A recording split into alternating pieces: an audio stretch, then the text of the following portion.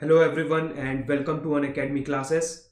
My name is Abhishek Mishra and in this class I will be teaching you manufacturing topics or manufacturing subjects important question, and we will be going through some important concepts along the way when we do questions, and also we will discuss about some important tips and tricks and some potential mistakes I will be making you aware with them, so you can just be better prepared when it comes to your GATE examination. And I will be taking entire class in English, so I will be keeping it simple. So just stick with me for an hour or 2 hour, and we will be going through some of the concepts which are the best in the business, because I have just accumulated some of the best things, some of the best tips, and you should just have a listen, and then just at the end of the class you will just see for yourself that what we have discussed and how we have discussed it, and how it has enhanced your performance.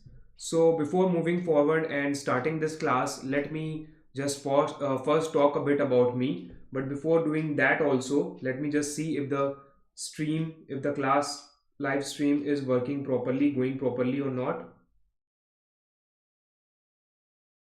So that will take just 20 or so seconds.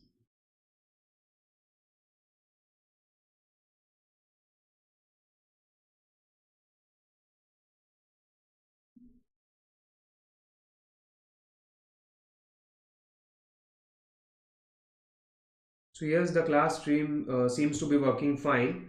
So let's just start our today's class by first talking a bit about me. So I have secured All India rank of 662 in GATE 2020, that is this year's GATE examination. I have completed my MTech in 2019 from IIT BHU Varanasi, and I've got a good teaching experience of 2 years in mechanical engineering subjects. Some of my interests are listed in the screen: photo editing, video editing, cricket, football, and I like all sorts of games. And I have prepared for GATE for some years, and also I have just taught GATE for some years. Therefore, over this years, my experience and my uh, the things that I have learned, I will be sharing entirely with you, so that you can be better prepared. You can be better. You can just take the things benefits from my experience and just apply them when you give, or just when you attend a GATE examination. So let's talk now some things about Unacademy and how Unacademy subscription is the best thing for you if you are preparing online. So first of all, download the Unacademy's app, which is absolutely free of cost, and you should just go to your respective application store and download the app. So this app, Unacademy, is free. So let me just again say it, this app is free, so you can just download it and have a look at it, just attend free classes there, so you can just get an idea what Unacademy is for. And the app has it all covered. If you need a thing that is important, and if you need that thing for online preparation, just name the thing, this app has it. This app has live classes, recorded archive classes, structured courses, test series, regularly updating. The test series will be regularly updated, and also schedules and analysis. So each and everything that is necessary for your GATE preparation, this app has it covered. So I just recommend you to download this app and check out for yourself. Again, this app is free, so you should just check out and then just decide if you should follow this app or not. And I think you should follow, because of the carefulness this app is designed. You will find it very efficient and effective for your online preparation, be it GATE examination preparation or any other exam preparation. This app is the thing that you should have. Now, Unacademy subscription is just like any other educational service. You have to pay a fee. Here also you have to pay a fee to receive the services.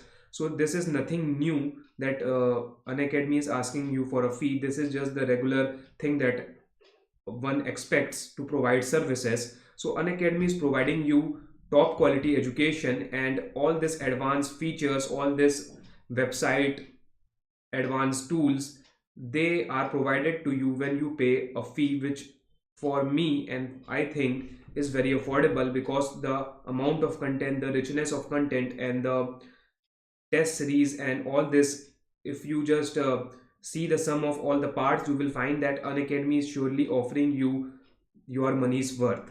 So daily live classes is the first thing that you will be seeing when you subscribe to Unacademy, and the live classes will be happening day in day out. So you will, every day you will be getting a new class or multiple new classes according to what you follow. And in the classes there is a lot of interaction going on, and which is far superior than what we experience here on YouTube, because of the tools Unacademy provide. You can ask your doubts, you can answer polls all while the class is going on, and live tests and quizzes are also there. So these are there to evaluate your performance, and just after that you will get a detailed analysis, so you can just see what, where you make mistakes and just work on it. And the courses are there in a structured manner, which is according to your latest syllabus, and courses are there in such a manner that just like your textbook, where table of contents has topics and subtopics placed properly in a progressive manner, in a manner which creates a rhythm when you study. Similarly, Unacademy is also making sure that the courses are structured like that. Unlimited access of content will be provided. So if you subscribe to Unacademy from today, then not only you will be getting the content and the classes that will be happening from that day, you will be also getting content, and you can also access the classes which held previously in the past, a day before, a week before, a month before. So you just have to select which content you have to choose and just start your preparation. So that are the things, that are the benefits if you subscribe to Unacademy. And Unacademy offers you to learn with top educators. So the main benefit of learning with top educator is that they are already experienced, they are already having tips and tricks to share. They know what things are necessary, what things are not necessary while you are preparing for GATE. So these things, when you will discuss with your educator, and when these educators will provide you the information that they have due to their experience, then you will find that your preparation will be very smooth, and you will not waste your time, especially if you study in Unacademy, because every time that you are spending here will be there for the greater benefit of you scoring good marks. And there are multiple educators, and these multiple educators are there for a single subject also. So you have this nice option to choose from, and therefore this is also another benefit of Unacademy's subscription that you can take advantage of. And here is the plus subscription prices. So plus is the subscription plan which is for those students who require the basic classroom experience, which I think is very a very better experience, because there, with along with the other students, you will be attending the class. So when you will join a class, you will see that other students are there, they are discussing with the educator, you can discuss with them, with the educator, all while class is going on. So this plus subscription prices are shown in the screen right now, and no cost EMI is available on 6 months and above subscription plans. But for me, I think you should choose, if you just take a suggestion from me, 12 months, 18 months and 24 months plans, because of the amount of discounts offered by Unacademy due to you selecting this large number of months plan is very greater than the discount offered by the Unacademy in the above three plans. So if you see the per month subscription price, then you will find out that the plans shown here are very affordable when we are going to compare them with traditional offline classes, which by the way didn't include the test series. And here the test series will be included in the subscription plan, so you just have to subscribe. Just you can study from the same subscription plan and study. After studying, you can just also give the test series, which by the way will be updated regularly. So new content will be added each and every day. Your plan's value will be only getting more worth.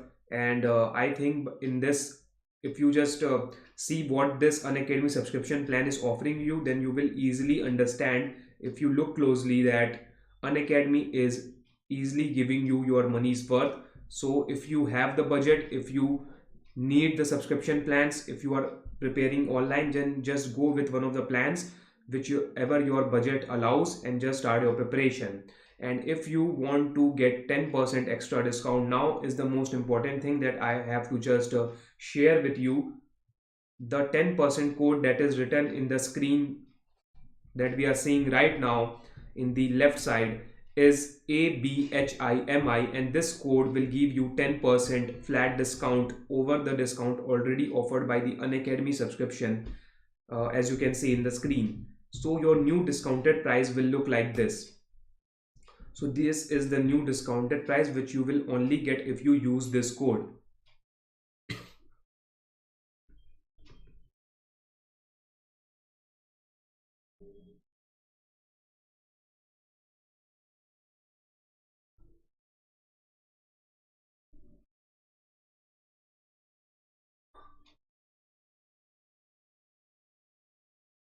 So these are the subscription prices which are there, which you can just get the Unacademy subscription for if you use this exclusive special code, that is ABHIMI, in all capital letters.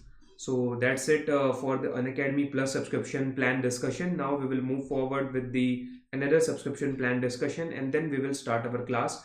But just to remind you again, 12 and 18 and 24 months plan are the better plans for you to choose from, because even after giving your GATE 2021 examination, you will have to study for your interviews, which will easily go on for 6 to 7 months or even more.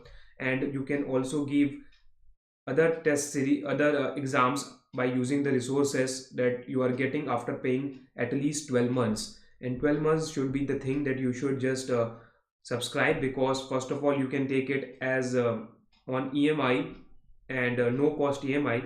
And secondly, if you see at the end of your preparation, you will find that 12 months will give you a lot more saving than the rest of the plans, or more months the better. So that is the mantra that you have to follow here.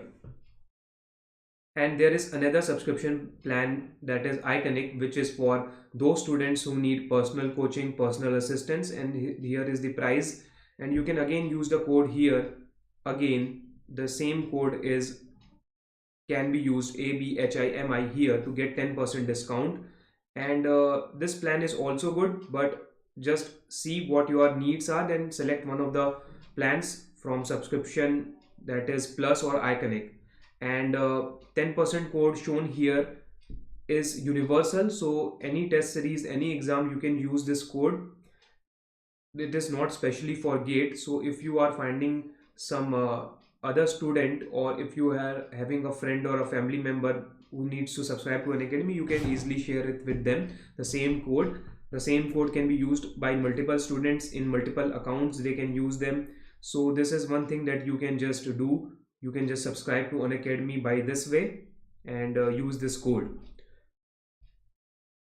Again, this is the final slide in our discussion about the Unacademy subscription plans. So Plus and Iconic subscription plan benefits are clearly shown here. So again, the code is also shown for you to get 10% extra discount, and you just have to subscribe to Unacademy by selecting whichever plan that you require the most, and whichever plan your budget allows. So just be calm and prepare for GATE after selecting this Unacademy subscription, and just make sure that you are giving your all when you are preparing, and just take GATE as just an examination. You don't need to be stressed all the time. Just make sure that when you are preparing, you are giving it all, and after you are preparing, you can just do anything. So Unacademy is giving you that efficient and effective study, so that you can get more in less amount of time. So that's it for Unacademy subscription. Now we will study our or discuss about important questions from the manufacturing subject. And the first question that we are going to talk about today is, what is the effect of temperature on tensile strength? And during the whole class I will be showing you the code above ABHIMI, so that you can, anytime if you have this need of going to the Unacademy website and subscribing, you can just remember this code. And I will also be taking Unacademy's special classes on their website, so if you found my classes helpful and beneficial, then you can just go at the Unacademy's website and just follow me there and attend the classes there. So let's start this first question, which is, what is the effect of temperature on tensile strength? So I will be answering this question in one line, then we will be discussing this, why that happened.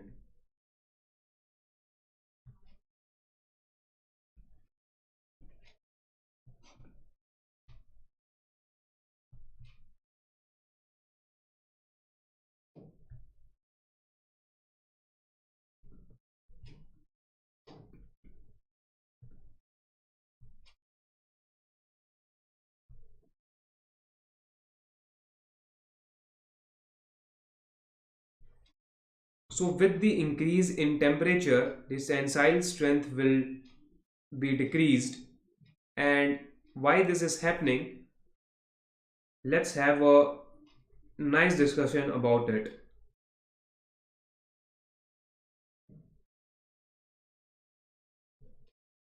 So temperature increases, tensile strength decreases.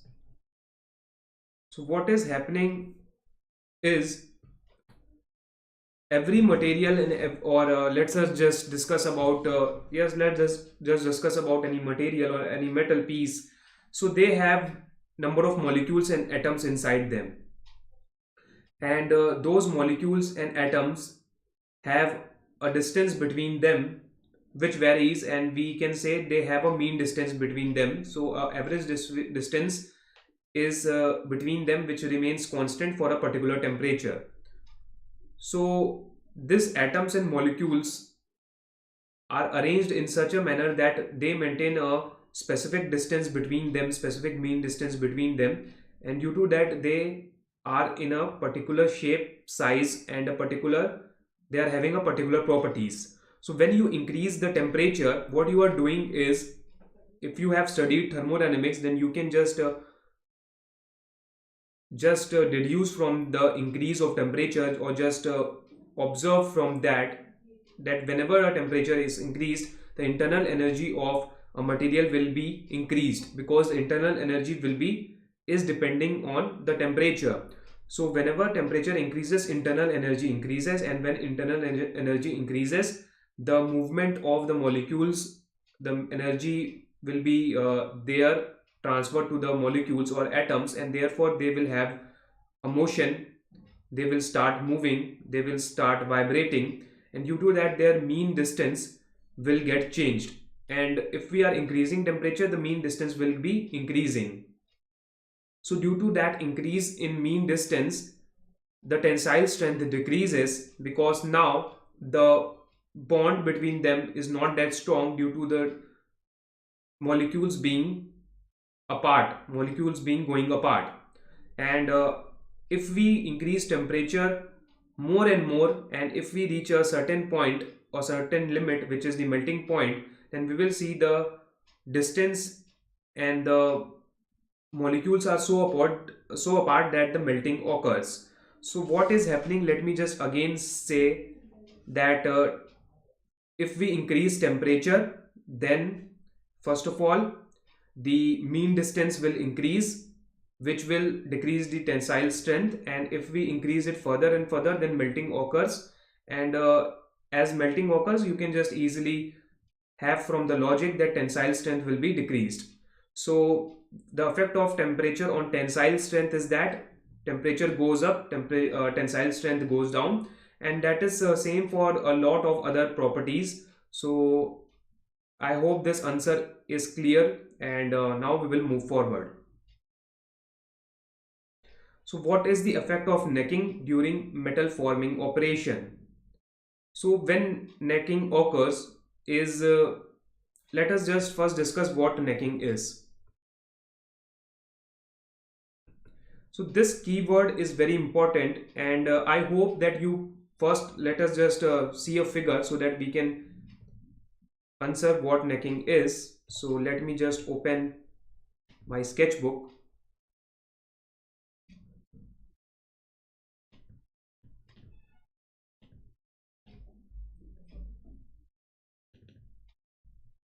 So this figure right here shows necking phenomena, and you can see if you have a metal bar or if you have a metal piece or any material, and if you apply a tensile force at two ends, then you will be getting the cross section of that material changed. And if you do this further and further, if you keep applying the tensile force, then you will see that cross section at the center or at any point will, according to the forces applied, will be decreased a lot more than the other sections. So this localized deformation, this sudden and extreme thickness reduction, extreme cross section reduction is what necking is. And if we keep doing this, then we will find that due to that the material will break. So in ductile material, when we apply tensile forces, the material cross section will reduce first, and after that the cross section at a section will get extreme reduction will be happened there, and due to this the necking phenomena will occur there. And if we keep doing that, then we will find that the material will break. So necking, one keyword that you have to remember for necking phenomena is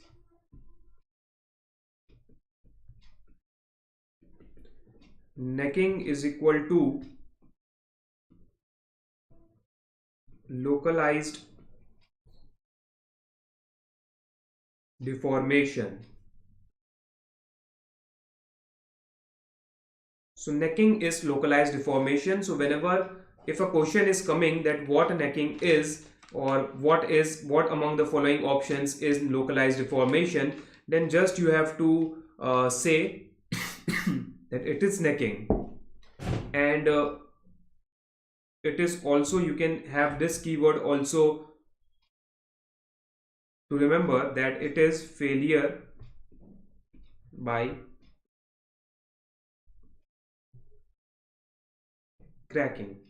So necking first of all is localized deformation, and due to that localized deformation we get failure by cracking. So that is what necking is, and necking's effect I hope you have also understood. And in our stress strain diagram we find that after necking occurs, the material get failed or fractured at ultimate tensile strength. So before ultimate tensile strength, the material will have localized deformation, and then if we reach ultimate tensile strength, then there will be failure by cracking, which is necking. So this is what necking looks like, and I hope the necking phenomena is clear. And you also should remember the two keywords here, which is localized deformation and failure by cracking, because this might get asked in your GATE examination when necking question is asked. So you have to just remember these two keywords and just write it down in your copy. Then necking is equal to localized deformation and it is failure by cracking. And the overall what necking is in detail we have discussed. So I hope you will not go through that again, because it is very easy. So you should not waste time going through that thing again and again. You should just know these two keywords, and then we will move forward. If you have written, then we will move forward and do our next question.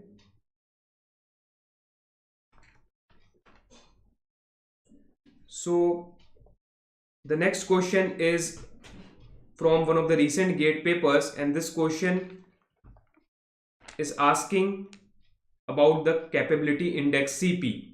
So if you know the answer to this question, then I recommend you, then I encourage you to do the question and just give me the answer. Let me first read what the question is asking. Cylindrical pins of diameter 15 and the upper and lower limits are given. Are being produced on a machine.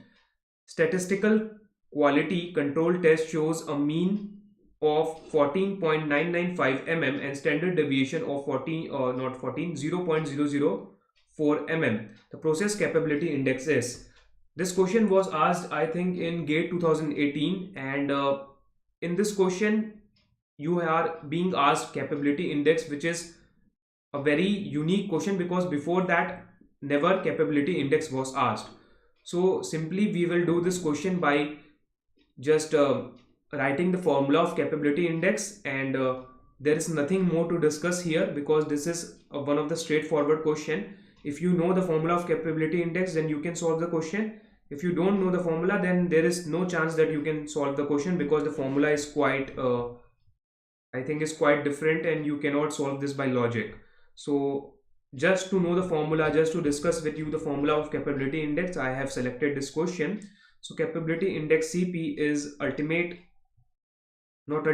upper limit minus lower limit divided by 6 sigma, where sigma is the standard deviation. So just we will write the upper limit as 15.02 minus lower limit, it is 14.98, and we will divide it by 6 into sigma, which is 0.004. So the correct answer here is coming out as, so I don't have a calculator with me right now, so let me just go and get it.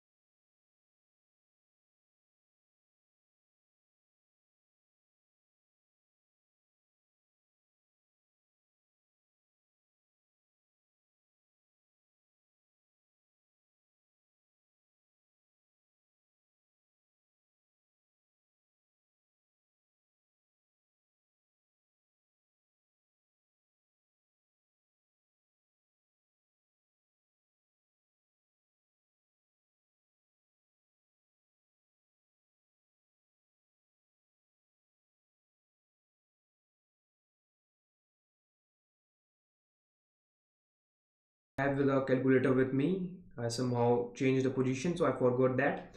So let's just solve this question that we were discussing. So it will be,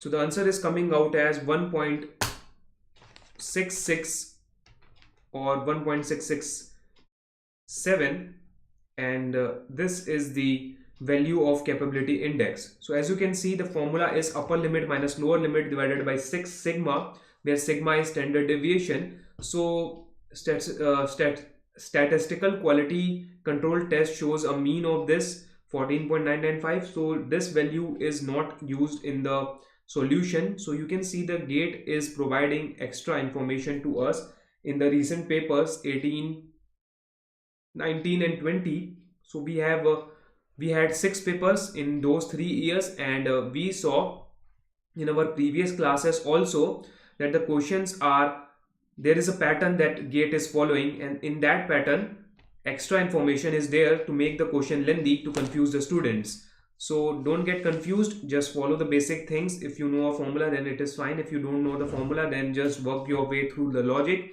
If you can't do that also, then there is also units that you can see to answer a question. If that thing is also not making you give the answer, then you should just move forward and just do the other questions, because each and every question is equally important, and you have to just make sure that you are giving time, good amount of time for each and every question, so that you don't make silly mistakes in easy questions and you do the hard questions by properly understanding it and just seeing if a question is structured in a way that is making it difficult, or if it is really difficult.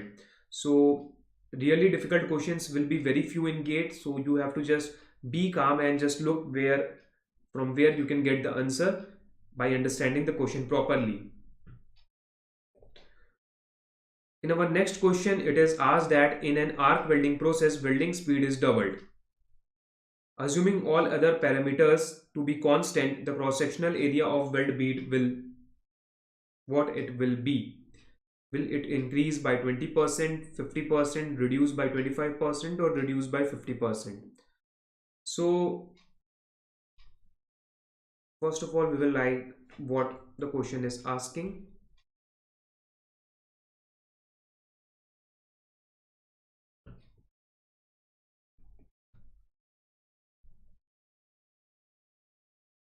So the process is arc welding,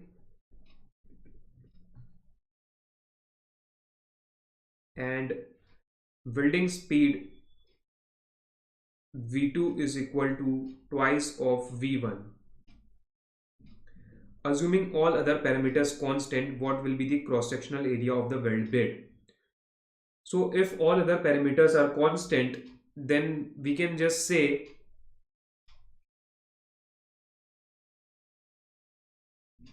the heat required to melt will be mass into latent heat, and there the mass will be density into volume. Therefore volume should be constant for this process. So what will be happening is HM is constant and HM can be just taken as joule per mm cube,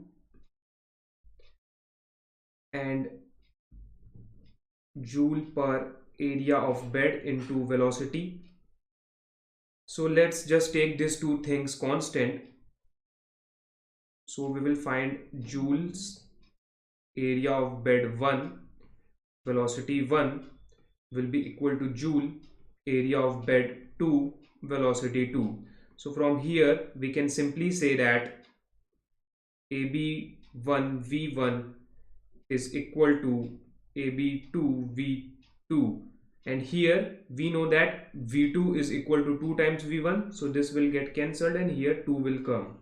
So this is giving us this relation that area of bed for the second parameters will become 0.5 of area of bed for the first set of parameters, or the first, that is velocity, where it is half. So it is getting reduced by 50%, so that is the correct answer here. So when we increase the welding speed to make it double, then we have to decrease the area of bed by 50% to compensate for that if we want to keep all the other parameters as constant. So that is the answer to this question, and this question is quite simple. What we have done, since it is given that all the other parameters are constant, so we have taken heat required for melting as constant, and after taking it as constant, we use the units joule per mm cube, and there the mm cube is there for area of bed into velocity. So we just made both the first condition and second condition equal, and if we found out that area of bed into velocity is constant, and therefore from that we calculated the area of bed when the velocity will be doubled, and it is coming out as reduced by 50%.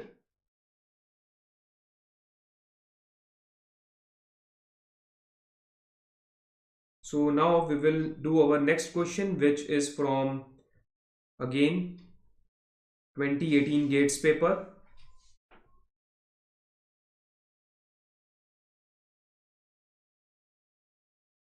So this asks that metric thread of 0.8 mm pitch is to be cut on a lathe, and pitch of the lead screw is 1.5.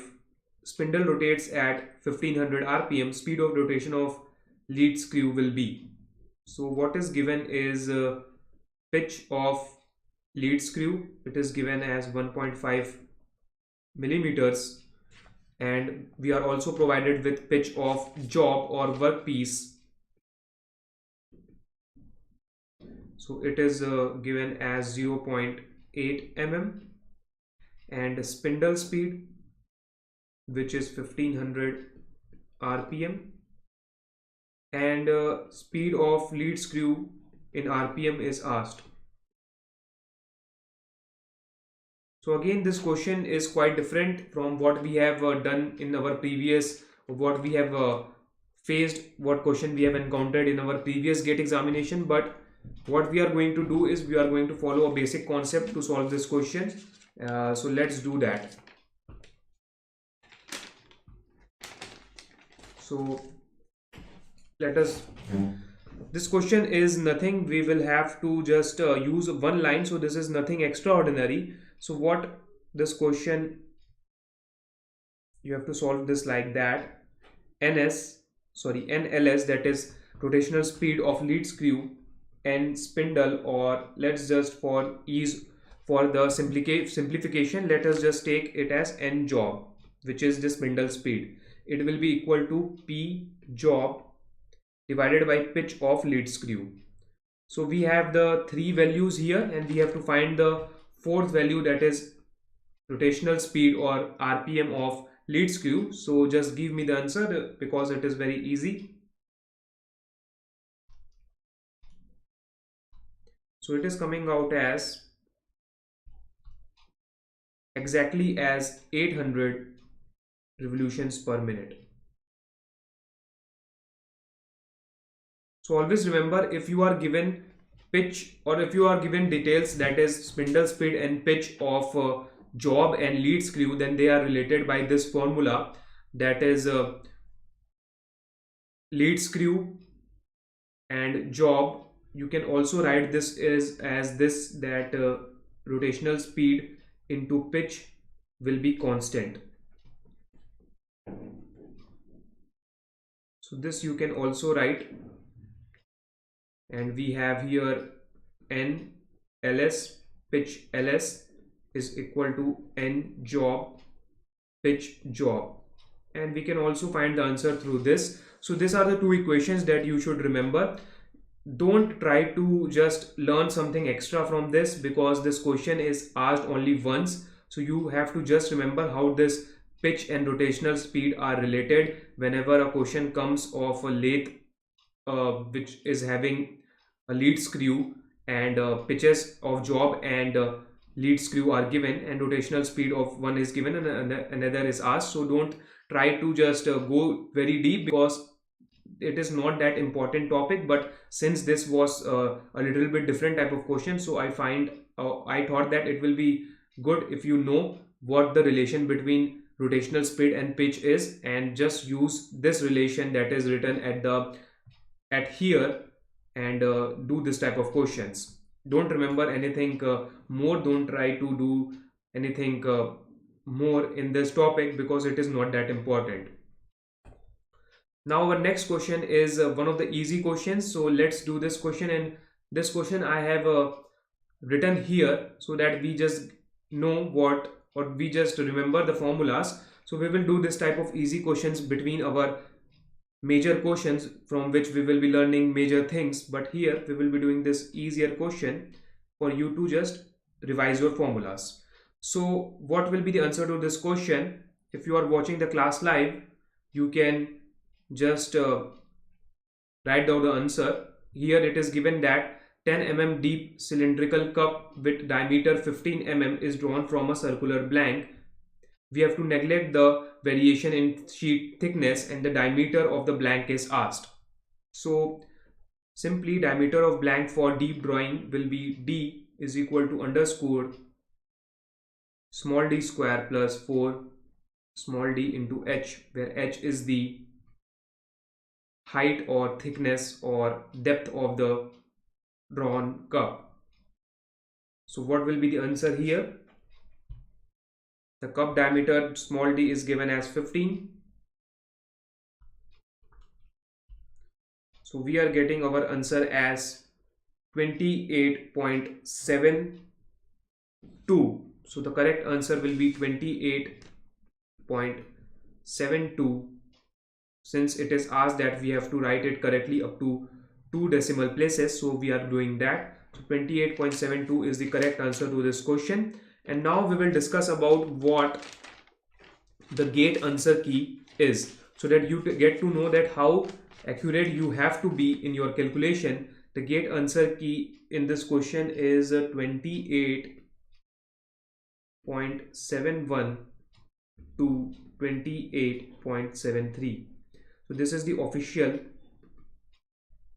answer of this question provided by GATE.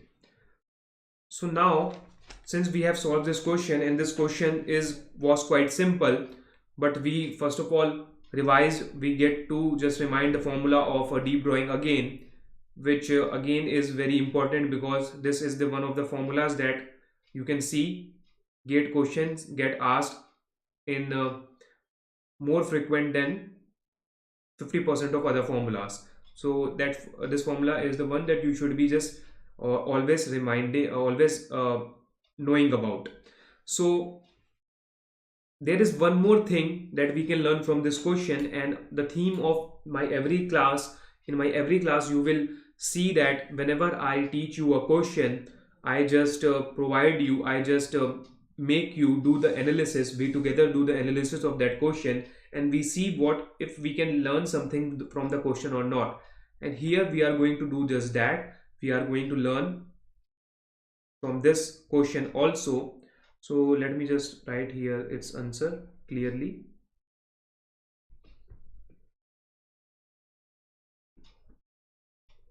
So the answer was 28.72. So what we can learn here is that in this formula, capital D is equal to under root of small d square plus 4dh, where small d is the cup diameter and h is the depth of the cup. We assumed that we are neglecting the variation in sheet's thickness. So when we do deep drawing questions, when we study about deep drawing and we use the formula that is I have used in this screen, then you should remember that you are neglecting the variation of sheet thickness, and this might get asked in your interviews or in your GATE examination, that what is the assumption that we take when we derive this formula, or when we do the deep drawing questions, or when we calculate the diameter of the blank. So we assume the variation of sheet thickness is null, it is neglected.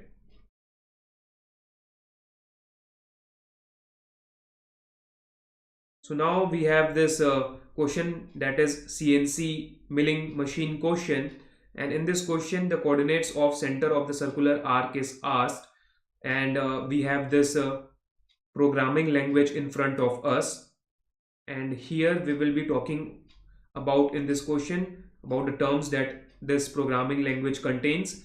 And in one of my next class I will be sharing, mainly in my special classes which will be happening in the Unacademy's website, I will be going through the G codes and M codes in detail, and I will be providing you all the important codes that you need to be studying, and we will also discuss about what that code represents, and we will do that in very quick manner, so you get to know about this G codes, and you can be confident about this G codes and M codes with full detail in less amount of time. Basically, in one line, G codes are basic functions, that is preparatory functions, and M codes are miscellaneous functions like coolant on and off, and G codes usually are the functions due to which we create motion, and we create different type of things that we will be discussing when we study about G code. So here we have a programming language, the first line of which is reading N60 G01 X30 Y55 Z5 Z-5 F50. So what this programming language is representing, so first N60 is representing nothing but sequence number. So after N60, the next line has N70, and by that logic, the sequence will be 80. So N80. So N, after N, we can also write 6, 7, 8. It is up to us. We can follow some other pattern, but we have to follow a basic pattern to show the sequence. And here the sequence is shown in the multiples of 10, 60, 70, 80. So the next line after this 80 line should be N90, and the line above the N60 line should be N50, because that's how the sequence is being followed in this programming language. And G01, that is G code 01, is there in the programming language first line, and X coordinate 30, Y coordinate 55, and Z coordinate -5 is the code that is also written, and F50, that is feed rate of 50 units, is given, and metric units are the units that are being followed in the programming language here. So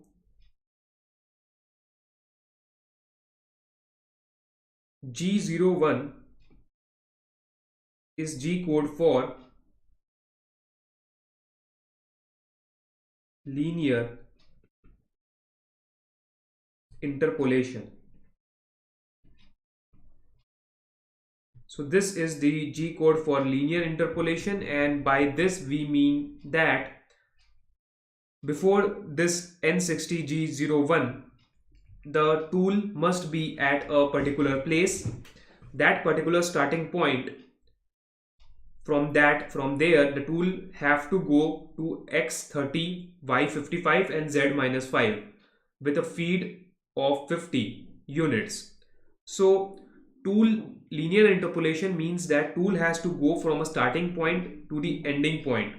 The starting point, the tool is the one in which the tool is in, and after that, if we give G01 code, linear interpolation code, then the tool will start moving and it will reach the end point which we have given in the first line as 30, 55, and -5.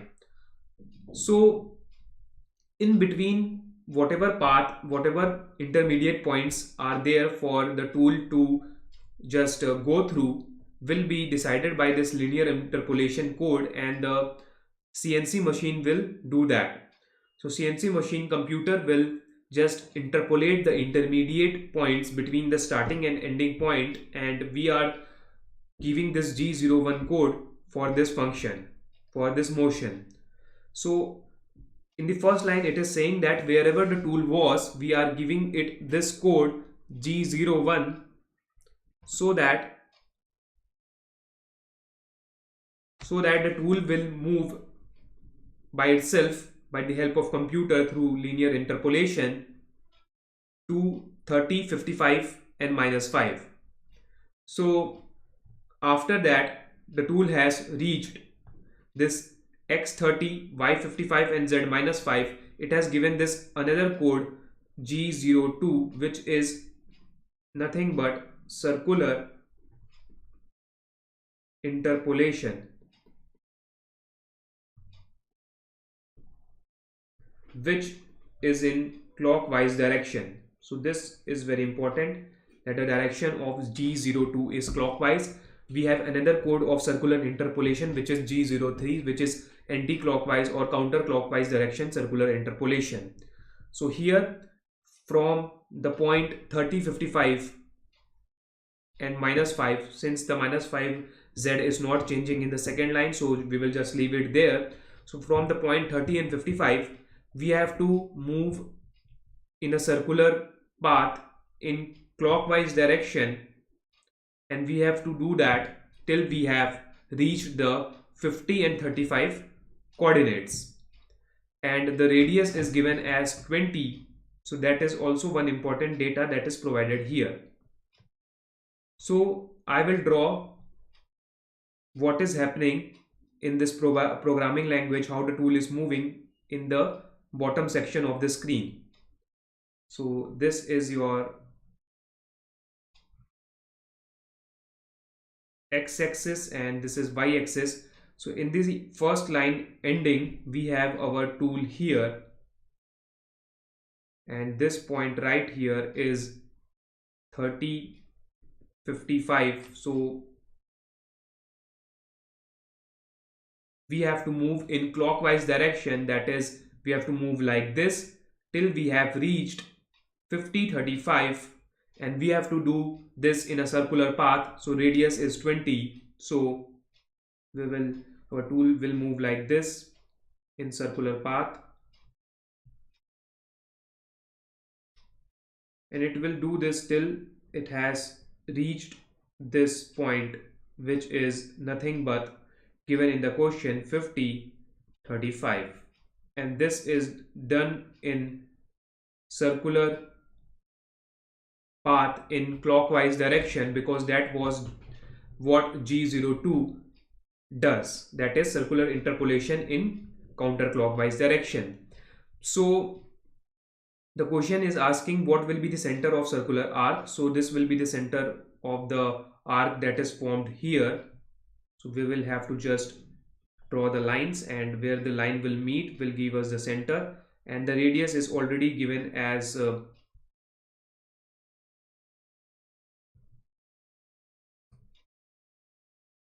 let us draw this more properly.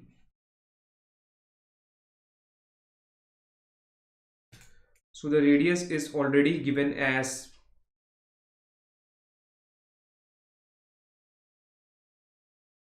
20 mm, and we can just verify that if the circular arc is having radius 20 mm or not. So the center, what it will become, the x coordinate will be 30 and the y coordinate will come out as 35. So the center will be 30, 35, and this is the answer to this question right here, 30, 35, that is the D. So in this question what we have studied here is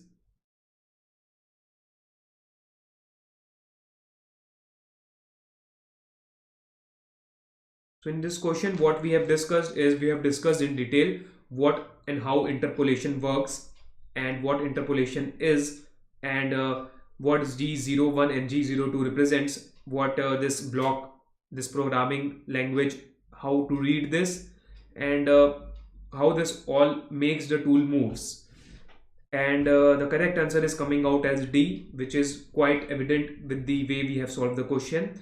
And here there is one more thing that I have to just remind you, I have to just talk about. The thing here that I want to talk about is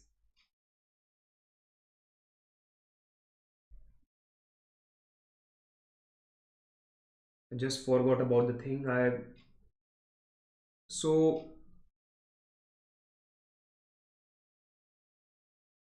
let's just discuss something other than what I wanted to talk. So yes, I wanted to talk about interpolation. So that is the thing that I wanted to talk about. So in the circular interpolation which is happening in the figure that I have drawn, or in the graph I have drawn, you can see we know the starting point and end point, and we have given the code G02, and the intermediate points which a tool has to follow to give this circular path of 20 mm radius, and make it in or move it in such a way that creates a clockwise motion. We have to only give G02 code to the CNC machine, and rest will be taken care of by the CNC machine. So this calculating of CNC machine's intermediate points by the CNC machine is the interpolation. So circular interpolation simply means that we are giving end points and starting points, and rest of the points are calculated by interpolation by the CNC machines, so that the tool moves properly from that position to the final position in a manner that we desire. So that's what interpolation stands for, and we can do that in linear way and in circular way. And for circular way we can do that in clockwise direction and in counterclockwise direction, that is up to us. And G02 represents clockwise circular interpolation, and 03 represents counterclockwise or anti-clockwise circular interpolation. So that's it for this question that I wanted to discuss. And again, N 60, 70, 80 are nothing but sequence numbers, so this is nothing to take home from about this thing. This is nothing extraordinary here going on. Just we have to see the clockwise and anti-clockwise direction we are following are is should be accurate, and we also should be accurately selecting the starting points and end points. And R20 is there for to you to check if the circular arc is having this 20 units radius or not.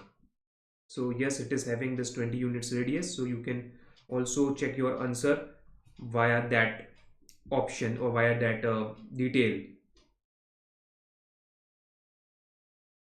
So another question that we are going to do this from the recent GATE papers, which is on the easier side of questions, is given here.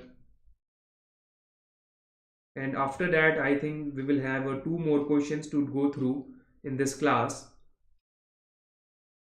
So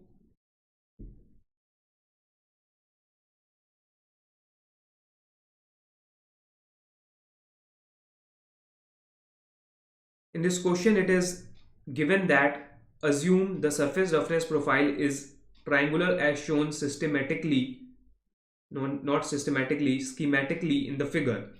If peak to valley height is 20 micrometer and the center line average roughness RA is asked in micrometer. So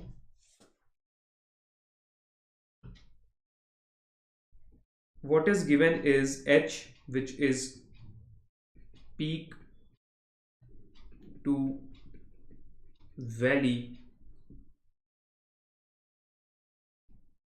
height.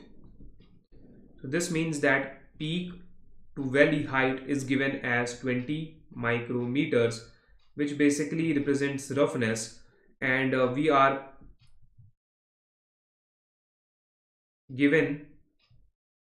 asked about center line average surface roughness.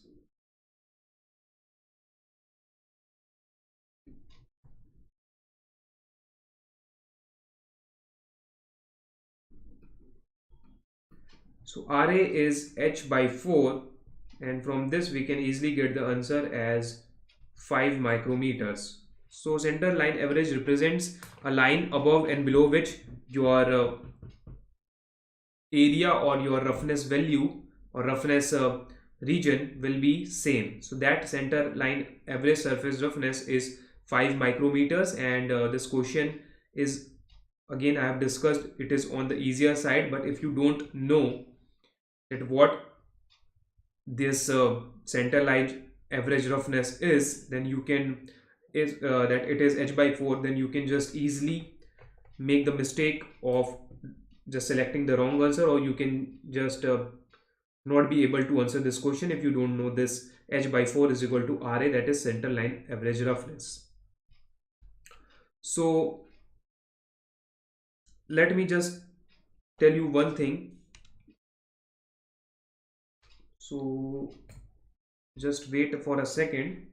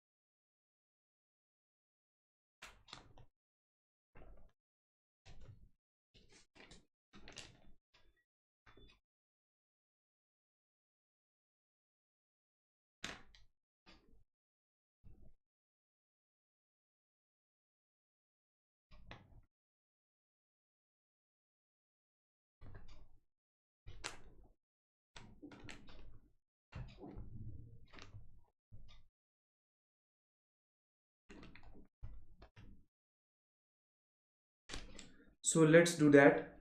I wanted to see one thing. So let's continue our discussion.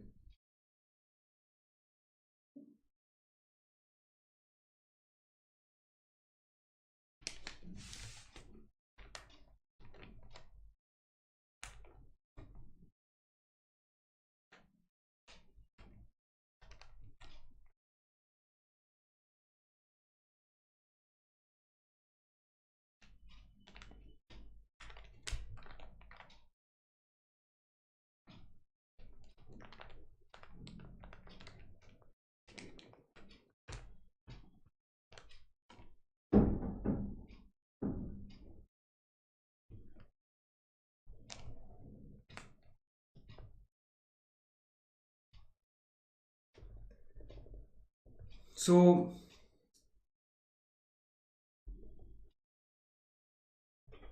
in our next question, it is given to us that a rod of length 20 mm is stretched to make a rod of length 40 mm.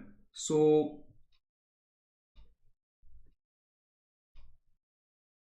initial length of the rod is 20 mm and final length is 40 mm.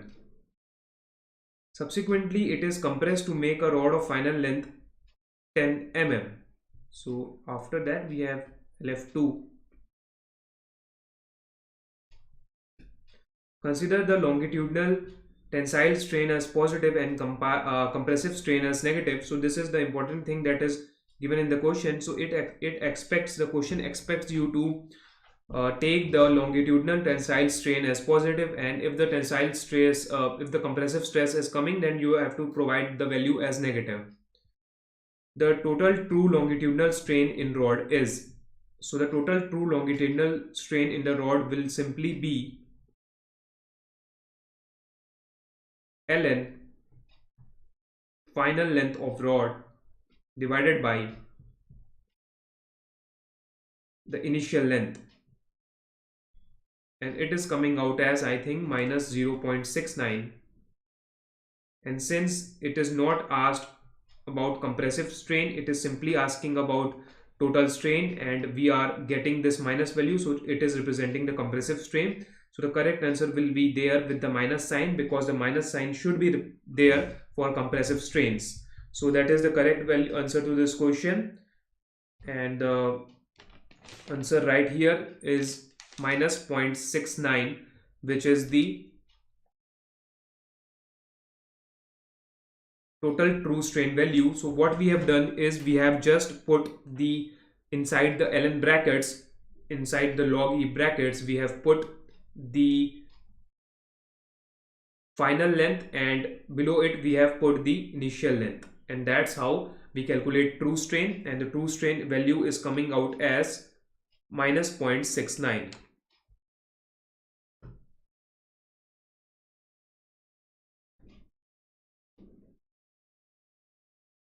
So now we have this another question, and this question is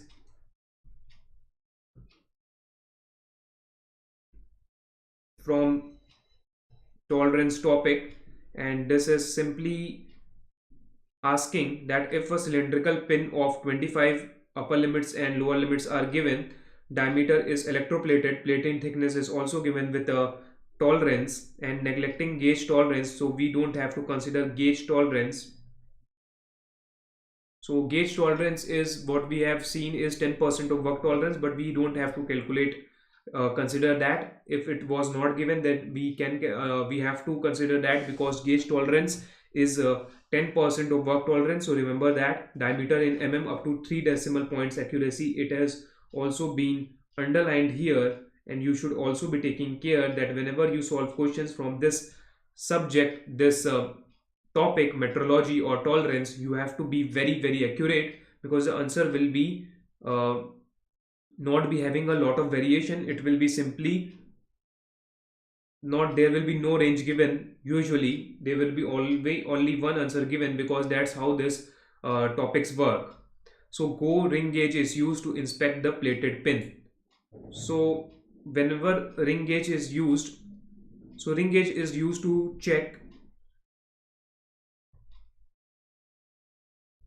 shaft size and hole size is checked by plug gauge. So remember that one of the gate questions in 19, I think, asked about this. So you have to be well aware of this fact, that what a ring gauge checks and what a plug gauge checks. There are only two types of gauge that you have to remember if we are considering your gate paper, and therefore you should be very well aware of that.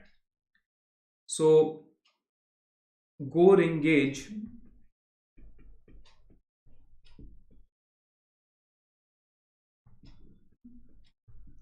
it checks the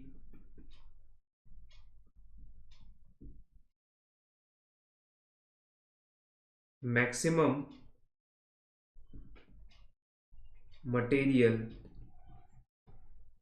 limit.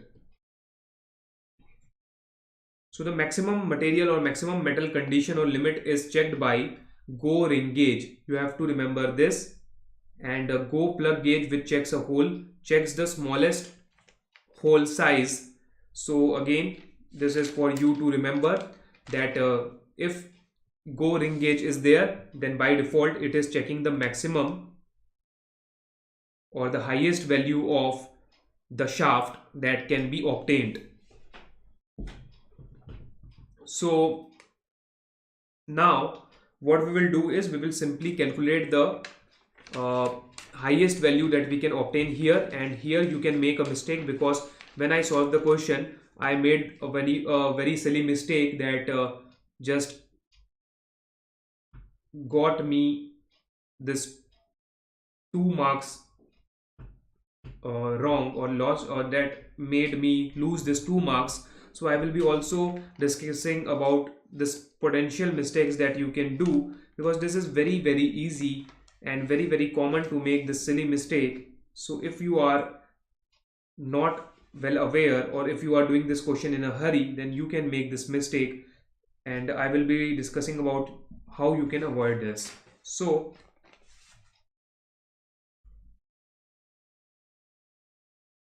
since, let me just erase this first here so that we can discuss this in a neat manner.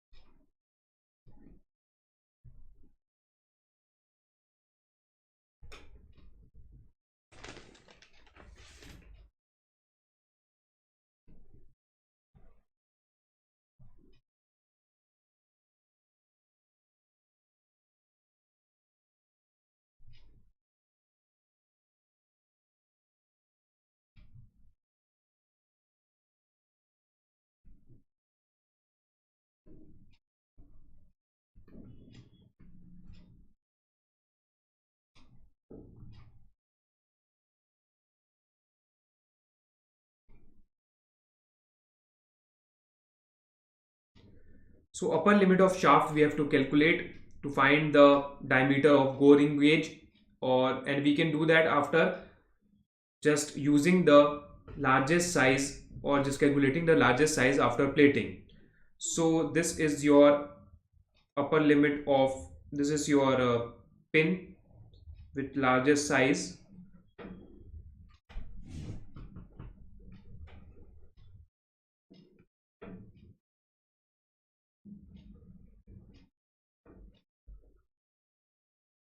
and this is having, so let me just draw it somewhere else so that we can accurately make this.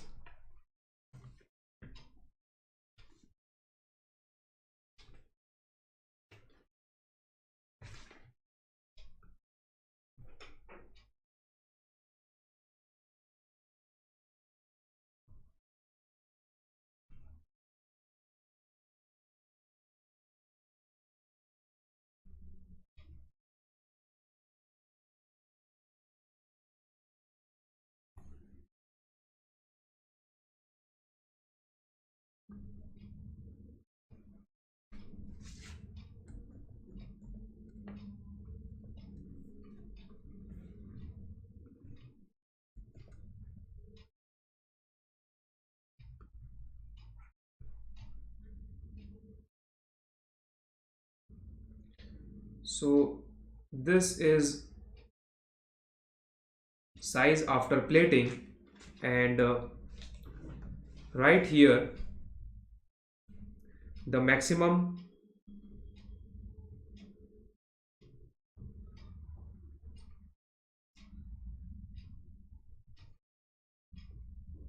size, that is the upper limit of shaft, will be what is given in the question.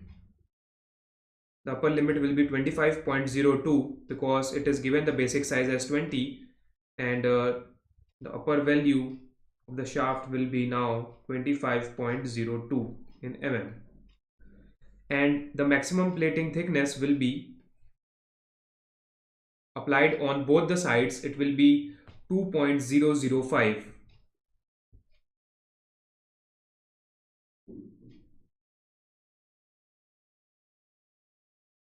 in mm.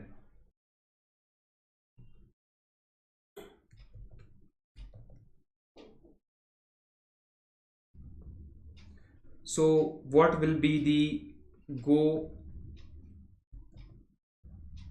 ring gauge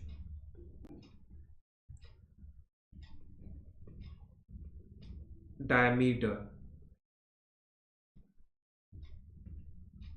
It will be upper limit of shaft, that is 25.02 plus 2 times of 2.005, and this will come out as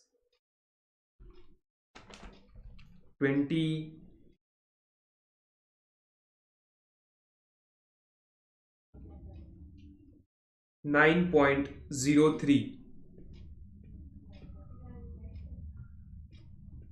in millimeters. So this is the correct value, this is the correct answer to this question.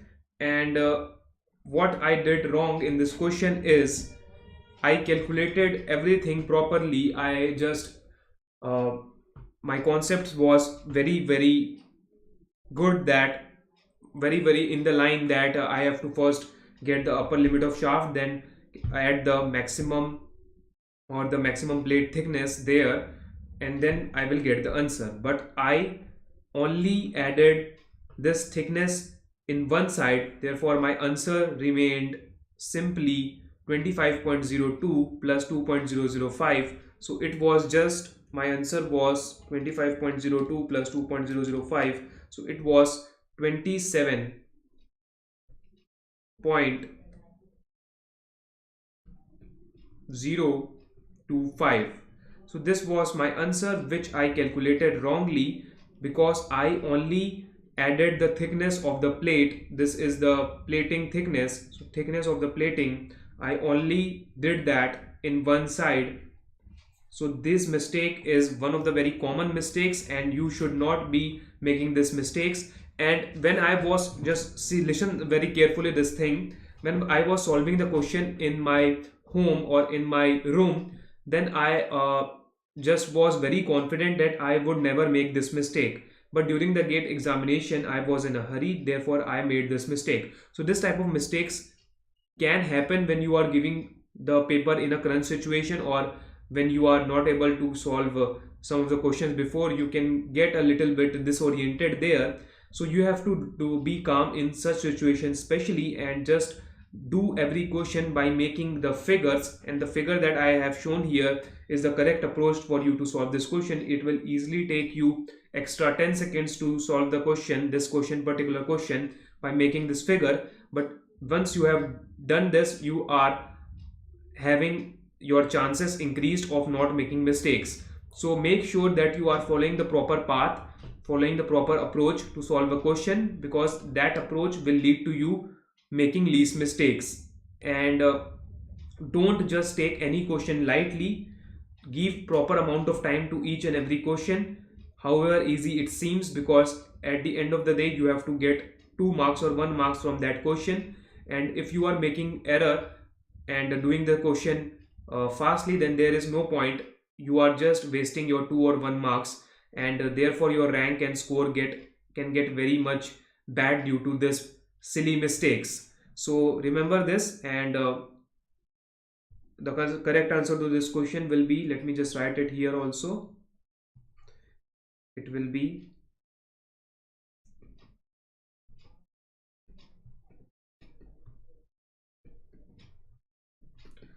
29.03 up to 3 decimal places. So let's write 0 there also in mm.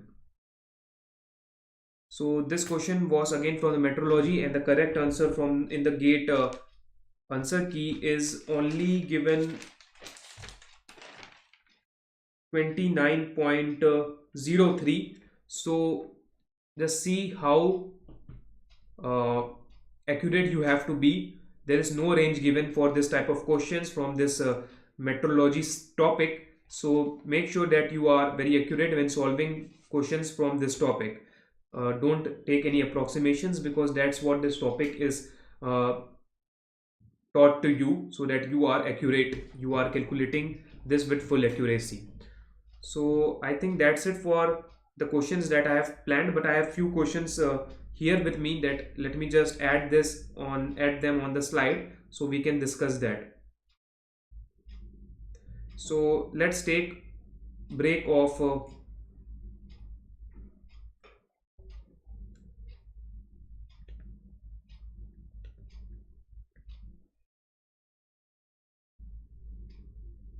let's take break of 5 minutes. After that we will be doing some 2 or 3 more questions, and at the end we will just make sure that what we have taught, we have properly gone through them again. So whoever has missed a question or two can get what this class has taught in a quick summarized manner. We will be doing that.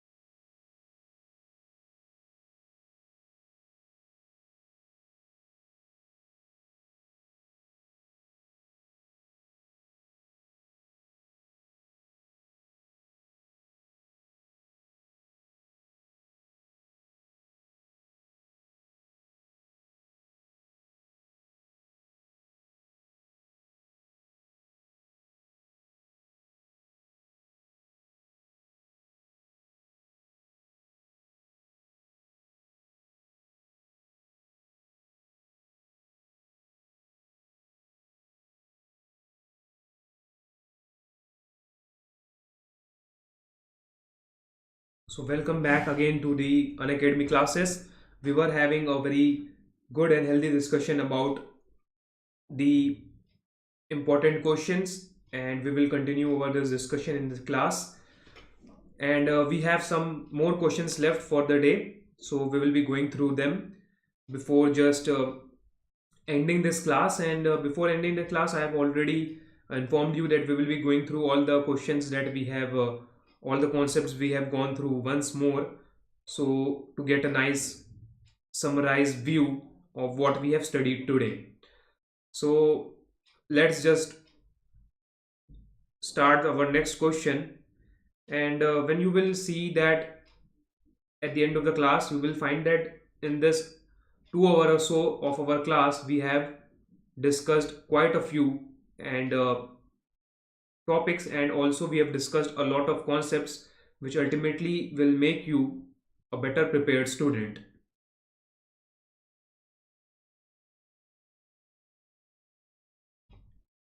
So our first question that we will be doing, which is let me see, which is here, question number 13 from the slide, from my slide. So this question is from GATE 2017 paper, and this question is, let me just place it somewhere where the question is properly visible and my video is not blocking it. So here, so this is one of the extra questions that I want you to solve in this class. I didn't include in my slide before, but I had this in my collection of questions. So let's solve it. Let's answer this question. And what this question is asking, let's see. So again, GATE 2017 question, 2 marks question. This is from rolling topic. So a strip of 120 mm width and 8 mm thickness is rolled between two 300 mm diameter rolls to get a strip of 120 mm width and 7.2 mm thickness. So this is the data provided in the first line, and width is provided. And usually what we have seen in our class that I took of metal forming topic, that width is usually constant because the variation in width is almost nil. So width is here given, and here thickness is given, which is before rolling as 8, and diameter of rolls as given, d is equal to 300 millimeters. So let me just write it somewhere, it is visible. So it is given diameter of rolls d is 300 millimeters, and strip width again you can see is constant, and it is there in the question itself, and thickness is now changed to 7.2 mm. So our delta H, that is the draft, will be 8 minus 7.2, and this is in millimeters. So this will come out as 0.8 mm. So this is the change, this is the draft that we are getting according to the data provided to us in this question. Speed of strip at exit is, so V F is given as 30 meter per minute, and there is no front or back tension. So what this front and back tension is, we will be just going through it after we have completely solved this question, because this question, there is one assumption here that there is no front and back tension. But what is front and back tension we should know, and we will be knowing after solving this question, because in our solution there is no role of this front and back tension. Assuming uniform roll pressure of 200 megapascals in the roll byte and 100% mechanical efficiency, the minimum total power required to drive the two rolls. So here two rolls is already given, but we know that whenever power is asked for rolling operation, we always calculate it for two rolls, because two rolls are there which are acting simultaneously to get the job done for rolling process. So first we will calculate force, then we will calculate torque, then after calculating torque our power will be, so power will be 2 times, because of two rollers, torque into omega, where omega is the angular speed of the rolls. And let us first calculate omega, which is the angular speed of rolls. So omega is equal to 2 pi n by 60, where n should be the velocity of rollers, the rotational velocity or rotational speed of rollers, not velocity.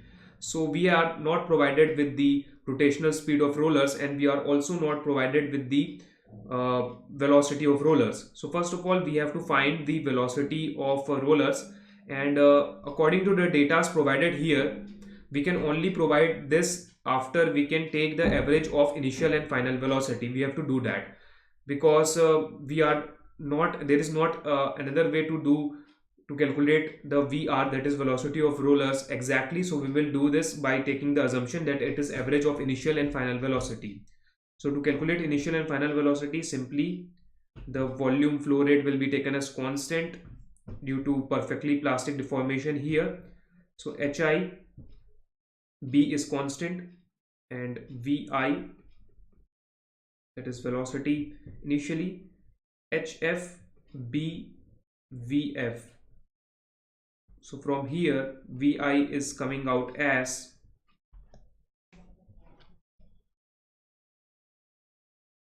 so what is HF? Final thickness, it is 7.2, final velocity is 30, and initial thickness is 8, so it is 27 meter per minute.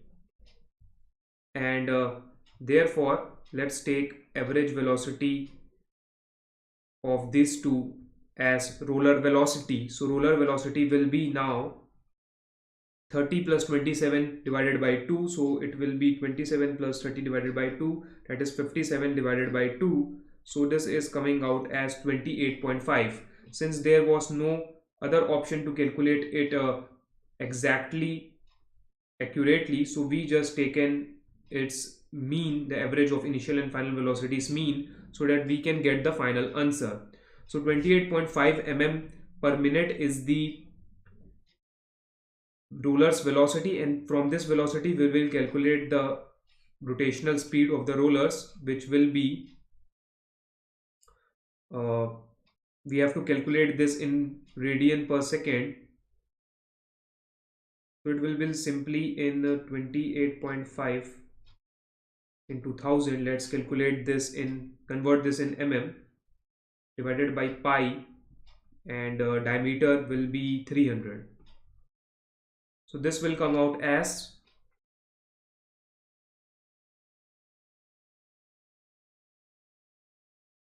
30.24 revolutions per minute.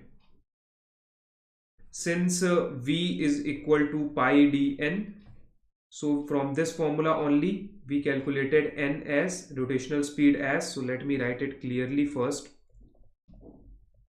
Since V was equal to pi dn, so from here we calculate the rotational speed as V by pi d. And why we multiplied 1000? Because we have to convert this V, which is in meter per minute, into mm per minute, so that we can get our final answer in 30.24 rpm. The d is already there in mm, so we have calculated this n. So we will calculate now the omega, that is the angular velocity. And if you are watching this questions live, then just answer this question and just provide me the answer, so that I can have a look, or we can discuss how to do this question more quickly, and how you can simply make the, or simply just revise the what you have learned. So always try to do the questions live whenever you are watching a question live, or whenever you are watching a session or class live. So our answer is coming out as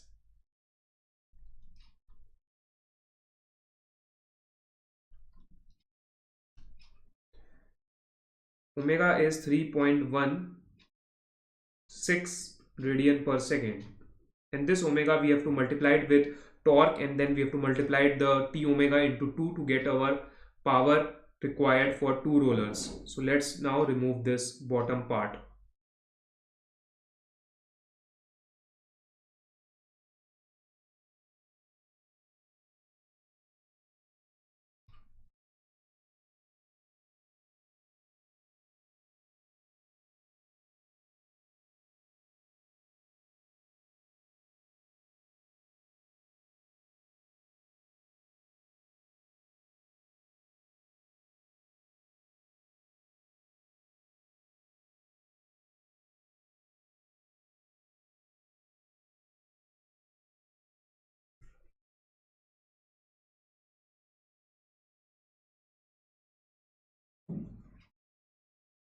So now we have to calculate the torque, and for calculating the value of torque,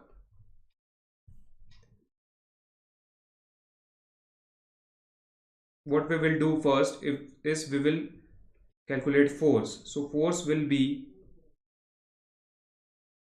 the rolling pressure, that is 200 megapascal, into projected length into width. So this projected length is equal to under root of r delta h. So r delta h is coming out as, the radius is 150 and delta h is 0.8, so it will be 10.95 and the unit is millimeters. So the force will be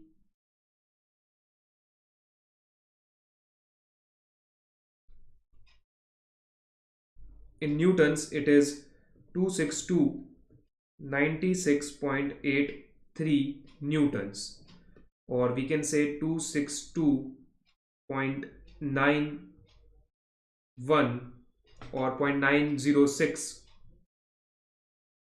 kilonewtons. And now we have to calculate the torque, which is simply force into A, and this A is 0.5 L if we consider hot rolling, which is the rolling which we have to consider by default. So by default, if a question is asked for rolling and it is not given that the question is for half hot rolling or cold rolling, then we will consider it as hot rolling, and for hot rolling the value of A, that is the arm length, is 0.5 L. So by doing that, we have to find the answer here of the torque. And remember, we have written this in mm because this was in Newton per mm square, but here we have to write it in meter to get unit of torque in Newton meter.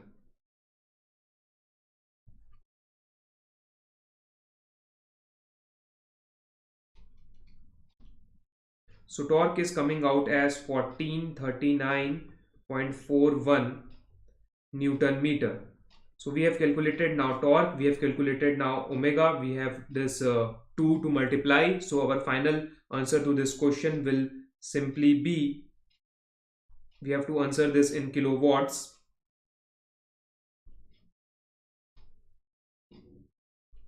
So the final answer is coming out as 9.09, that is power is coming out as, that is 2t omega, it is coming out as 9.09.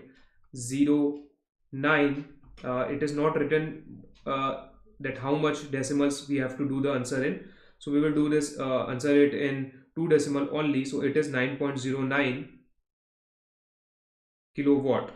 So this is the final answer to this question, and here there are things that you have to focus now.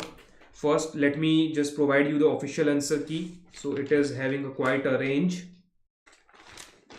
So the official answer key is giving the answer to this question as 8.5 to 10. So 8.5 to 10 is the answer that you have to give here in this question, and our answer is coming out as 9.09. So all the things that we did in this question are quite basic, that we have studied in our theory, but here only one thing that you have to consider, that is the speed of strip at exit is given 30 meter per minute, and we didn't have our speed of rollers, velocity of rollers. So we calculate the initial speed and the final speed is already given, and after that we have taken the average to get the velocity of rollers, and we have used that velocity of rollers,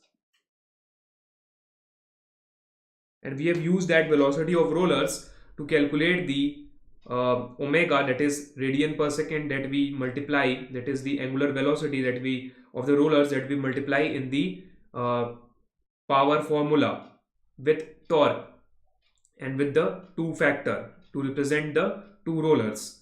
So our final answer is coming out 9.09, which is between the range. So let's see if we calculate, if we do this all the question, if we solve this question by taking speed of the strip at exit and using that velocity to calculate omega, then using that omega in the 2 tau omega formula, that is to calculate the power, what will be the answer? So answer then will come out as n will become 1000 into 30 divided by pi divided by 300, and it is coming out as 31.83. And then we have to find the angular velocity, which is 3.33, which is again coming different than 3.16, but there is not that much difference. And then we will multiply it with torque, which is 1439.41, and we will multiply it with 2 and divided by 1000, and our answer is coming out as 9.59, which is still within the range. So since there is no exact value, there is no exact way, there is no exact approach that is right to calculate the velocity of rollers here, due to the data provided here are not that much. So GATE has given this long range, this big range, to cover your every answer that you can find here. So let's see, if you are finding initial velocity and taking that, will this 8.5 to 10 answer covers that? So the initial velocity was coming out as 27, I think. Yes, 27. And we will use this to calculate first the rotational speed.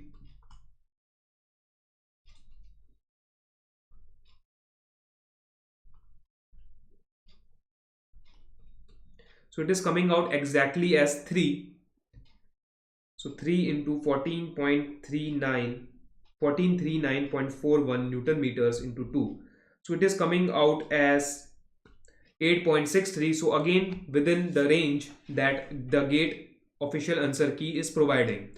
So each and every velocity that is important, VR, VI, VF, is can be used to calculate the answer, but the correct one is VR, that is the roller velocity. But since the data provided is not sufficient to do that, to calculate that in a accurate way, so this range is that much due to that.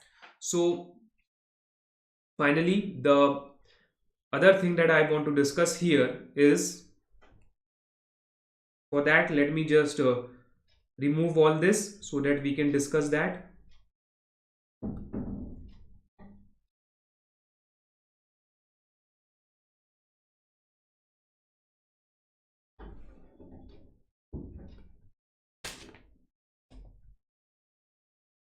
So let me just remove it, and only then the image will be here of the question.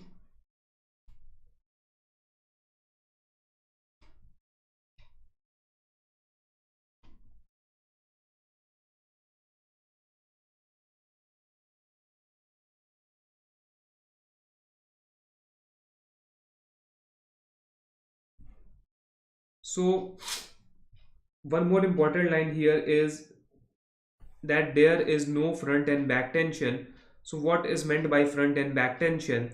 So when we apply a sheet which is to be rolled, which is passed between the two rollers, when we apply tension force on either side of the, we can apply tension force on either side to make our power requirement low.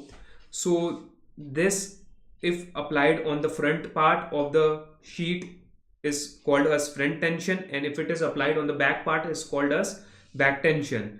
And the front tension and back tension, what they does is they change the neutral position, neutral plane position, and they usually are used to apply to lower the power requirements. And here it is by meaning that there is no front and back tension use, is it is meant that we are going to solve this in the ideal way, in the way that we have studied in our theory. So that is what is meant by this line. And always remember to do this type of question in rolling. Always remember that torque and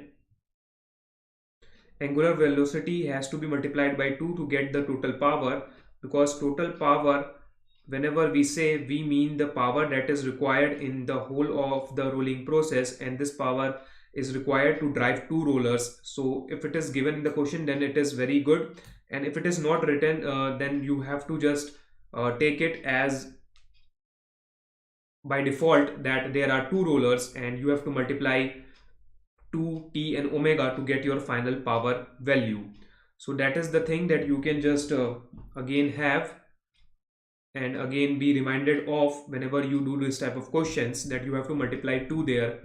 And what I did wrong in this question, again due to untidy work and due to making hurry, I multiplied 2 here because I remembered that I have to multiply 2, and I calculated it, and at the end I multiplied 2 again. So my answer was coming out as 19 point something, which was obviously the wrong answer. It was coming out as 19.2 or something. So I did that, I didn't check it. So make sure after doing the question you are checking it, you are making your calculations such that you are writing your rough work such that you can check it out without wasting much time, without going through each and every step again, because once you have written it you can see what the process you have followed, and uh, make your checking according to it. So make sure you do that. These are the things that you, these are the small things that you can do, and this will ultimately make you a more accurate exam student, and this will therefore will be reflected in your gate score, which will be high, because if you are making the small mistakes, this will accumulate into you losing a long or a large amount of marks. So make sure you follow this correct approach, right approach, do the work tidy. I have also taken a class in which I discussed about do's and don'ts, so you can just watch that class after going to the channels, after going into the channel and just going to the channel's playlist section and just seeing my playlist there. All my classes will be visible there for you to attend, for you to just take part in. And just remember everything that I have taught in that classes, so that you can while learning and while doing question you can be well aware, and you can be just be attentive and be more confident when you do a questions and follow the right approach. That approach will give you more marks, I think, and will also make you do questions in a quick manner. So that is the approach that I have discussed in my previous class, that is do's and don'ts, that you can just watch out for yourself.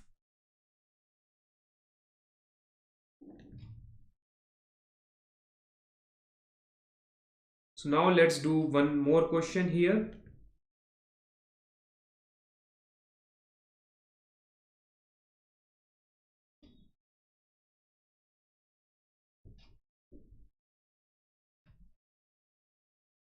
So for today's class our question quota was completed, but I thought it is good that we do some more questions before ending the class.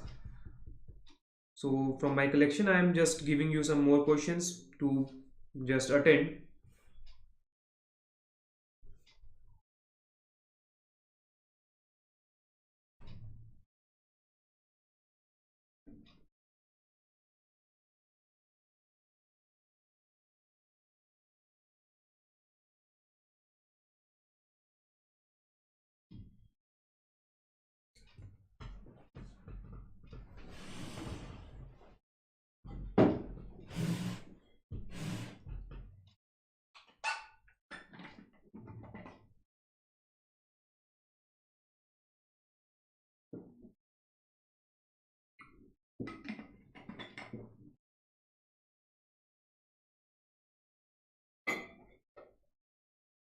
So this is the final question of the day, and in this question it is given that a sprue in a sand mold has a top diameter of 20 mm and height of 200 mm. So this is casting question, and given that sprue has a top diameter 20 mm and height of 200 mm, and the velocity of the molten metal at the entry of sprue is 0.5 meter per second. We have to assume the acceleration due to gravity as only 9.8, there is no one involved here, and neglect all the losses. If the mold is well ventilated, the velocity of the molten metal at the bottom of sprue is up to 3 decimal points. We have to just answer this question. We have to make sure that we answer it up to this 3 decimal points. So just remember that while answering the question. So let's see what we can do here. So this is your sprue.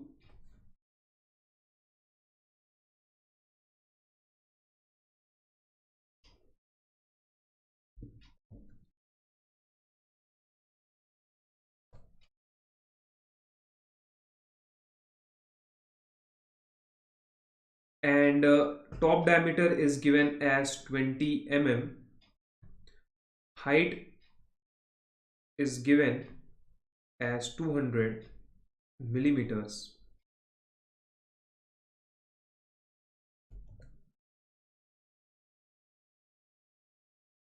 Entry of sprue velocity is 0.5 meter per second.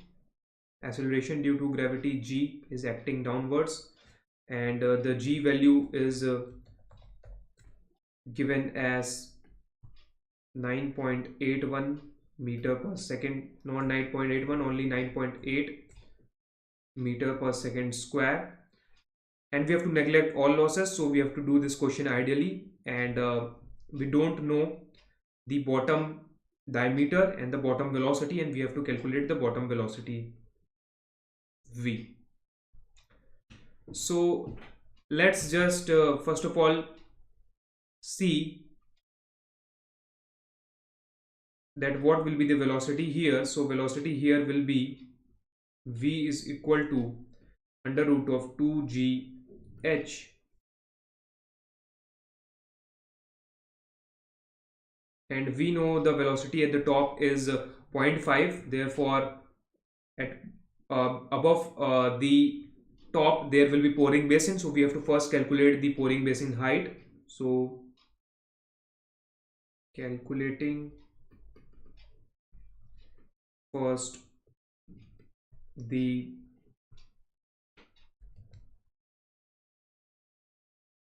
pouring basin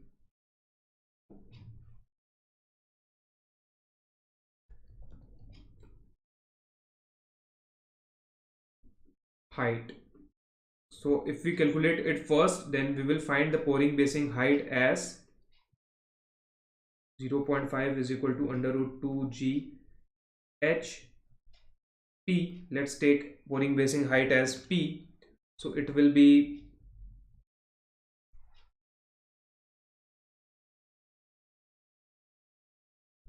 give us pouring basin height as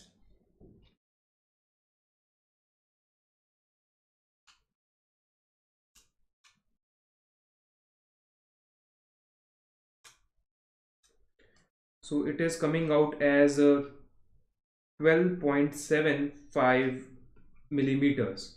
So this is the pouring basin height, and after this we will add this height to the height that we have provided, which is the height of the sprue. So we will get our ht total height as 212.75 mm.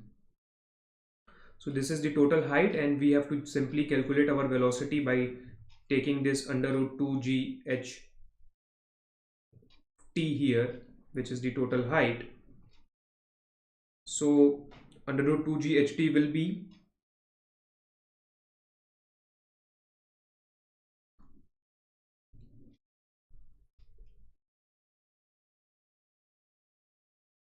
2 into 9.8 into 0.21275 under root answer, and we have to answer the question in meter per second. So it is coming out as 2.042 meter per second. So this is our height, this is our final answer to this question, and the range is given as 2.04 to 2.07, which I think is the correct range here, and we just calculated it in just at the range, just inside the range. But what we did is we calculated it by using 9.81, so this will be the right answer. So the right answer is 2.042, which will be the velocity of sprue at the bottom point, or velocity of molten metal at the bottom. Let me just check out if the answer because the answer key that I have is already only written as 2.404. It is not written in 3 decimal points, but the question is asking like that. So let me see if that is the case or not.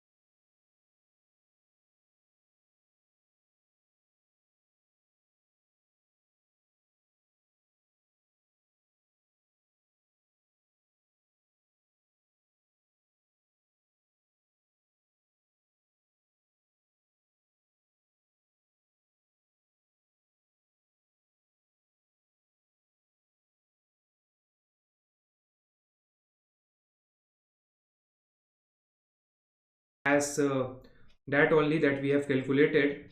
The answer key that I have with me is the right one. The gate has asked us the us to answer the question in up to 3 decimal points accuracy, and we just did that, and we found that our answer is just coming inside, but it's still the correct approach that we have followed, and our answer is the correct one because it is coming inside the range. So that's it for this question, and that's it for this class. So in this question we discussed about the how to calculate the velocity, and again, to calculate sprue velocity you have to always remember the formula is under root 2g h, and here at the bottom you have to calculate this velocity by using the height, which is total height, which is height of sprue plus height of pouring basin. If there is a way to calculate the height of pouring basin, then you should just do that. You should just calculate the pouring basin height, then add the sprue height to calculate to get the total height. Then if you are not doing that, then you are doing the question wrongly and getting the wrong answer. So just make sure that you remember this, and also make sure that whenever you use the under root 2g h formula, you have to convert h into meters, because if g is used in meter, then you have to do that, and if you are using h in mm, then make sure that you are writing g as 9810 mm per second square. But be careful that you are using the units properly here, because you might make mistakes in doing that. And also make sure that you are using the correct value of g, because if in this question if we used 9.81, g's value as 9.81, which is the standard value, let's see what will be the correct answer.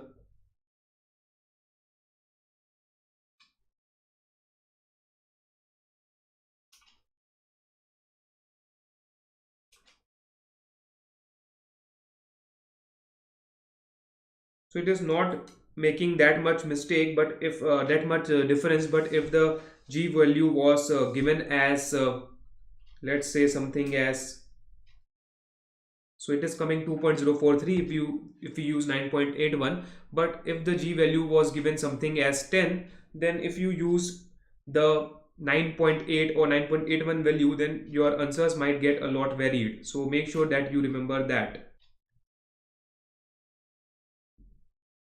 Make sure that you remember taking correct value of g that is given in the question. If it is given something different, then just have a look and use that. And in this question we also discussed before, just before we discussed about how you can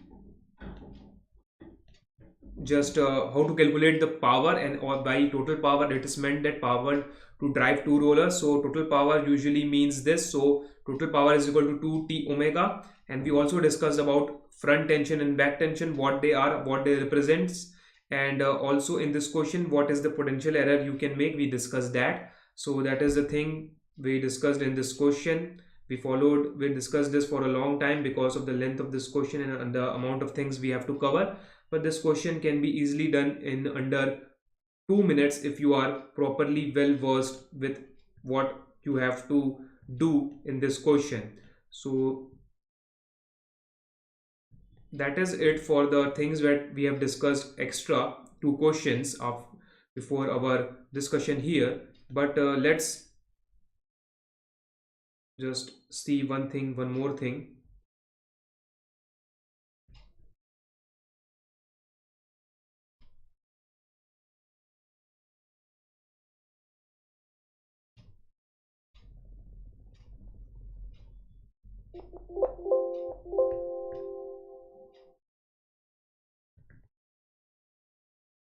And what we discussed in this slides was, we discussed our first question of the day was what is the effect of temperature on tensile strength. So we saw that as the temperature increases, tensile strength decreases. We discussed in detail in molecular level also why this is happening. Then we discussed about necking, and I showed you a figure about what necking does and what is the effect of necking. And I also told you to remember these 2 keywords, hot words or set of words, because this is what necking is represented as. So localized deformation, whenever you see the word, there is this is meant, necking is meant by that. Failure by cracking is another thing which is happening in necking, and these are the keywords that you have to remember for necking. And then we found out capability index CP, its formula is UL minus LL divided by 6 sigma. And again, this capability index formula, you have to remember to do this type of questions. This type of question is only asked once, so you should just remember this formula only. Don't go in too much detail in this type of questions. Don't learn something extra, because there is very less possibility something from this topic might come again, and if it will come again, then majority of the students will not make it. So you don't have to waste your time. Do invest your time in things that will that has higher chances of coming, so that you are well versed in that topics.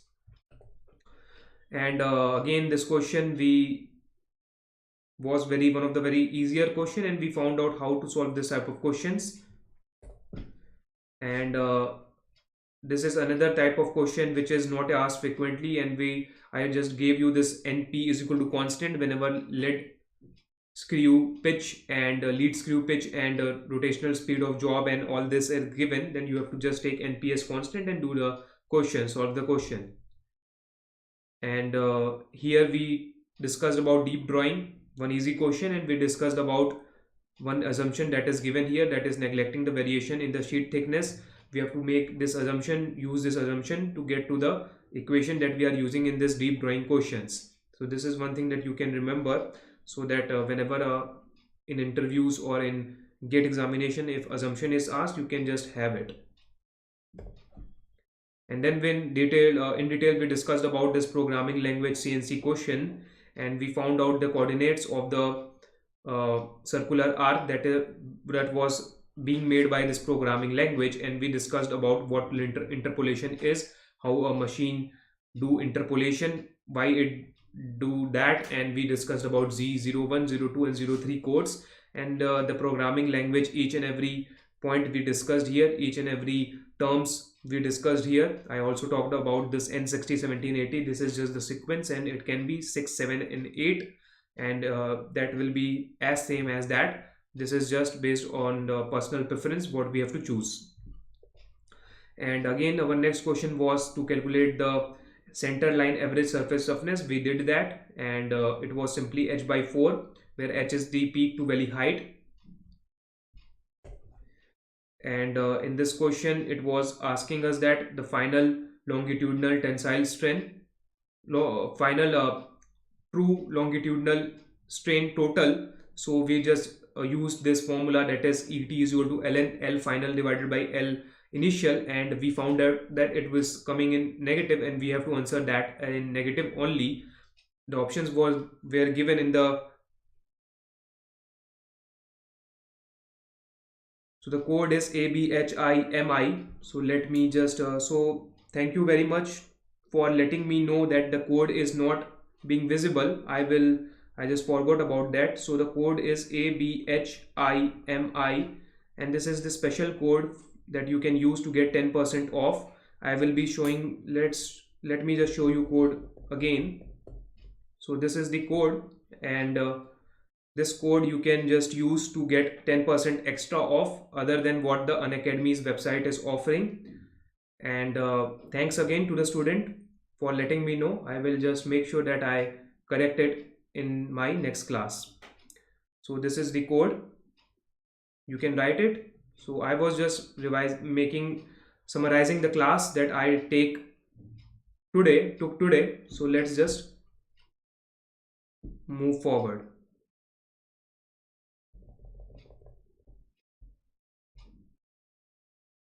So our in this question, what we were discussing is that you don't have to just skip the minus sign, because the minus sign represents the compressive strain, and if the magnitude is asking, then you can skip it. But if the magnitude is not asked, if simply the value is asking, then make sure that you are writing the answer fully with the negative sign. Here in this question, which was asked in one of the recent GATE papers, options were given, but if this was a subjective type question, then you have to write the minus sign by yourself. And we also did this question where we have to calculate go ring gauge final diameter, maximum diameter, and here we found out that we have to be very accurate, because this type of questions only one answer is given, there is no range given. And we discussed that you have to write this code, write this not code, you have to add this plating thickness on both the sides. So plating thickness here maximum is 2.005 mm, and you have to add this in both the side, therefore 2 multiplication. When I was giving my GATE examination, I did this mistake of only adding this thickness, plating thickness on one side, therefore I easily lost that 2 marks. And when I was studying in my home, I used to just joke around that which student can make this silly mistake, and I was the one who did this mistake. Even after knowing this, that this mistakes should not be made, that I have to take care about it. But the GATE examination has that crunch situation, that pressure situation. So the main thing that I learned that day is I have to be calm whenever I give an exam like that, or whenever I attend or do something in crunch situation in competitive environment. I have to be calm and follow the basics, and I have to also write the uh, solution neatly. I have to also do the rough work neatly. So if I had drawn this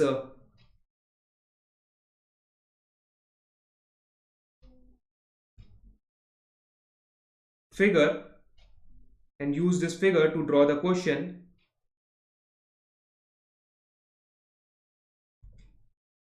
then I would not have made this mistake. So let me just draw it properly. So if I have drawn this figure, that is this thickness, then I have added this thickness on both the side, because in the figure it is clearly visible. So make sure that you are drawing the figures, you are using all the tools, all the ways to do the question in a right approach, in an approach which you can be sure that you have least possibility of making errors. So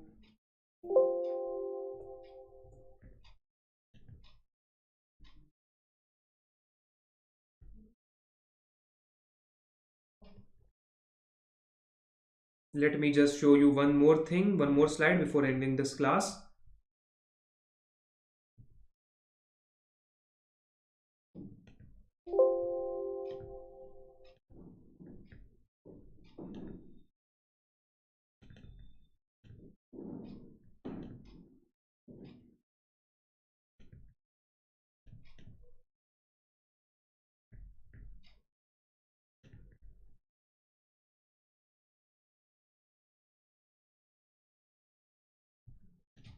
So that's it for today's class, and here you can see the code.